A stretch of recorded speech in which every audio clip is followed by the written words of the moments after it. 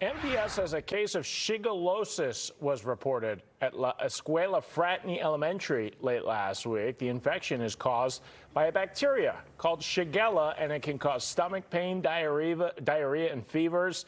The city health department says so far there have been no additional cases reported. Joining us to talk about our health headlines, he is Dr. Jeff Pothoff, UW Health Chief Quality Officer. Doctor, great to see you. You know, besides Kim here, who actually had shigellosis as a kid, we all said the exact same thing when this came out in the newsroom. What in the world is shigellosis? Yeah, you know, you don't hear about this every day, but Shigella, which is the bacteria that causes shigellosis, is a bacteria. You know, it grows in our guts, and it can sometimes cause disease. So the way we contract this is fecal oral spread. A bunch of people said, you know, what did you just say? And it's true. Basically, you know, if you're having trouble with diarrhea, you're in the bathroom all the time, you happen to get a little bit on your hands, you don't wash your hands quite good enough, you touch something, someone else touches that, and now you've got, you know, fecal oral spread.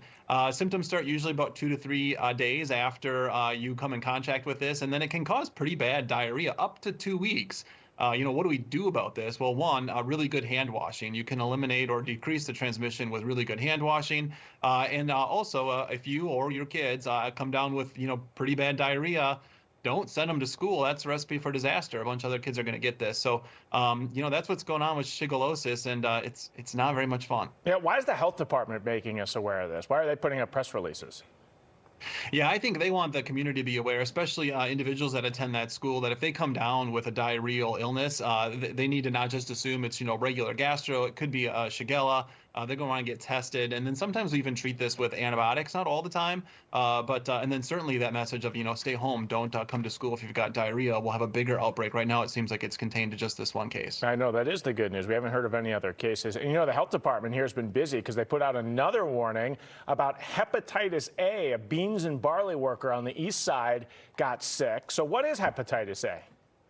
So hepatitis A is a virus. It's a virus that attacks your liver and then also spread via that fecal oral route. You know, the difference here, though, is with hepatitis, you're not going to get that diarrhea. You are going to get, you know, fevers, abdominal pain, and then typically what most people will notice next is really dark-colored urine. That's bilirubin in your urine. And then you might get jaundice, so kind of like yellowing of the whites of your eyes.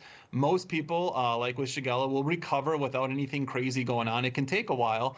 Some people will have more severe disease. But the trick here is there's a vaccine for hepatitis A. And the vaccine is so good that if you get the vaccine within 2 weeks of being exposed to the virus, you can pretty much eliminate your chances of coming down with hepatitis A. So if you were, you know, at the restaurant where this happened at, or you, more importantly, work there, reach out to the public health department. If you're not vaccinated for hepatitis A, you want to get that pretty quickly here to take any of the hassle away from you. Yeah, good advice there. Doctor, I learned something today. You are a true Scotty. You are among the thousands of people who head out into the woods during the gun deer hunt season. And on the health front, you know, it seems like this time of year we report on a lot of heart attacks during the gun deer hunt season. What's going on there? Yeah, I am part of the Orange Army. I mean, proud to admit, grow up in rural Wisconsin. I think there's 3 things related to deer hunting that I want people to know about. You know, one, if the most physical activity you get every year is walking down your driveway to check the mail, this Saturday is not the time to try to walk 2 miles through chest-high grass chasing that buck. We do see people come down with heart attacks because they just pushed it too hard. The tradition's just too strong. Likewise, you got to be careful with your firearm. Certainly make sure you know what you're shooting at, what's beyond. But more so, I know there's someone who's going to look at their tree stand and be like, you know what, I'm just going to keep my rifle loaded as I walk up to the, or, you know, climb up to the top. Don't do that. That rifle could fall. It could go off. The third thing is you should never be in a tree stand unless you're tethered to the ground. So a safety line, a lifeline. We are going to see people in the emergency department who have fallen out of their tree stand this weekend. Don't be that guy. Make sure you're safety first, 30-point buck second. I hope you get that 30-point buck. And a reminder, you can wear neon pink. You can be part of that Army too, Dr. Pothoff. You know, there you go. Maybe I should change it up. Appreciate your time. Good luck out in the woods.